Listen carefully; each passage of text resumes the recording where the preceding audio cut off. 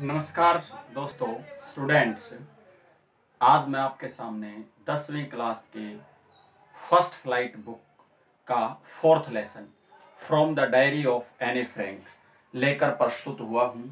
आप सब विद्यार्थियों से विशेष रूप से आग्रह है कि आप इस समरी को ध्यान से सुनिए ताकि आपको क्वेश्चन अटेम्प्ट करने में एग्जाम के समय पर दिक्कत ना हो। From the diary of Anne Frank, यानी इस चैप्टर में एने नाम की 13 साल की एक लड़की है, ज्यू है, और वह अपनी कहानी डायरी में लिखती है। तो वो मैं आपके सामने यहाँ बता रहा हूँ। बड़े ही आसान शब्दों में है, ध्यान से सुनेंगे। Anne wanted to write a diary. Anne Frank एक अपनी डायरी लिखना चाहती थी। She never wrote before, और उसने आज से पहले कभी भी कुछ लिखा नहीं था। यानी एक 13 साल की लड़की ने अभी तक पहली बार उसने ये मन में आया था कि मैं एक डायरी लिखूं। It was a strange experience for her. उसके लिए ये एक strange, अजीब experience, अनुभव था। But she knew that, परंतु वह एक बात को जानती थी कि paper has more patience than people, कि कागज से ज्यादा धैर्यवान लोग नहीं होते। यानी उल्टा अर्थ है, लोगों से ज्यादा धैर्यवान कागज होता है। इसलिए उसने डायरी लिखने का मन बनाया। She had no true friend, यानी उसका कोई सच्चा मित्र नहीं था जिसको वो अपनी सब बातें शेयर कर सके, इसलिए भी उसने डायरी लिखी। लेकिन अब यह अपनी डायरी में जो उसने लिखा उसके बारे में बताती है। She loved her grandmother very much, वह अपनी दादी माँ से बहुत ज्यादा प्रेम करती थी। So इसलिए she lit a candle on her birthday, यानी अपने बर्थडे पर उसने दादी माँ के लिए एक मोमबत्ती जलाई, उसके लिए अलग से, क्योंकि उसकी दादी माँ मर चुकी थी।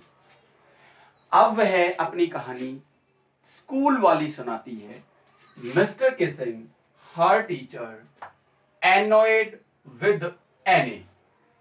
मिस्टर किसिंग उसका अध्यापक था, एने से नाराज था। वो क्यों नाराज था? क्योंकि because she talked too much, वह बहुत ज्यादा बात करती थी क्लासरूम में, इसलिए उसका अध्यापक उससे नाराज रहता था, यानी उससे गुस्से में रहता था। Any told that her mother talked too much also.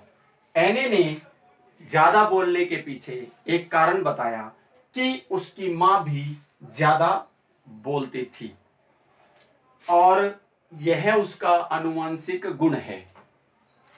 एने wrote on a chatterbox and then on an incorrigible chatterbox as punishment। यहां पर बड़ी लाइन है, इसको थोड़ा सा आसानी धीरे धीरे से समझेंगे। इसमें क्या है, उसके टीचर ने एने को पनिशमेंट के रूप में, सजा के रूप में होमवर्क दिया। और क्या होमवर्क दिया कि ए चैटरबॉक्स बातुनी होता है, कि आपने बातुनी विषय पर, और अगले दिन एनकरेजेबल चैटरबॉक्स, यानी ऐसा दे बातुनी, न रुकने वाला, न मानने वाला बातुनी, इन दोनों विषय पर घर से होमवर्क कर लाना है, यानी ये टॉपिक पे लिखना है। एने replied last topic quack quack quack in poetry form. अब एने ने दोनों चैटरबॉक्स और इनक्रेजिबल चैटरबॉक्स के पर तो लिखा ही, उसने तीसरे टॉपिक पर, और वो लास्ट टॉपिक था, वो टॉपिक था क्वैक क्वैक क्वैक, इस पर भी पोएट्री फॉर्म में लिखा। और यह बड़ा आनंददायक था। जब उसके टीचर ने पढ़ा तो इट वॉज वेरी फनी, यह बड़ा मजाक करने वाला था, मजाक किया था, सभी खुश हुए उससे और यह देखकर सो इसलिए mister Keesing annoyed allowed Annie to talk into the classroom.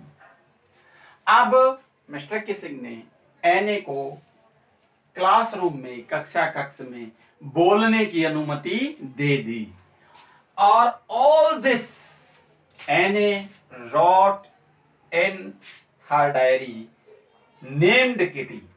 ये सब यानी जो अभी आपके सामने वर्णन किया है उसने सब अपनी डायरी में लिखा था और उस डायरी का नाम उसने किटी रखा था। इस प्रकार से हम बड़े क्वेश्चन को या इसकी समरी को हम कह सकते हैं ब्रीफ में हमने यहां पर डिस्कस किया। इसमें कुछ मीनिंग है वो मैं आपको दोबारा से बता देता हूं।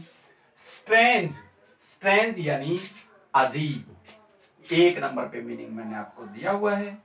2 नंबर पे एक्सपीरियंस, एक्सपीरियंस होता है अनुभव। इसके बाद तीसरा मीनिंग पेशेंस, पेशेंस यानी धैर्य, धैर्यवान यानी पेशेंस धैर्य। इसके बाद लिट यानी ये सेकंड फॉर्म है, यहां पर लिट मैंने जलाई, जलाना, इससे लिट बनता है। और इसके बाद 5th मीनिंग है अपना एनोय यानी नाराज होना। और 6th meaning chatterbox, chatterbox, chatterbox यानी बातुनी। इनकरेजिबल, इनकरेजिबल असाध्य, न रुकने वाला, लगातार। पनिशमेंट, पनिशमेंट सजा होता है। और लास्ट मीनिंग अपना फनी, आसान सा मीनिंग है, फनी का अर्थ होता है मजाकिया। इस प्रकार से आप सबसे विशेष रूप से निवेदन है, आप मेरे चैनल अपने इंग्लिश बाय विक्रम सिंह को सब्सक्राइब कीजिए, बेल आइकन दबाइए ताकि आपको अगले वीडियो का और नोटिफिकेशन आपको प्राप्त हो सके, आप देख सको, अपना एग्जाम आसानी से अटेम्प्ट कर सको। और मैंने इस पूरी समरी को डिस्क्रिप्शन बॉक्स में डाल दिया है, आप वहां से उतार सकते हो, कॉपी में याद करके लिख सकते हो। और इससे संबंधित कुछ क्वेश्चंस भी मैंने डाले हैं तो जो आपके लिए सहायक होंगे। Don't be confuse near the exam, और आप सबको ये क्वेश्चन आसानी से याद हो जाएगा। धन्यवाद।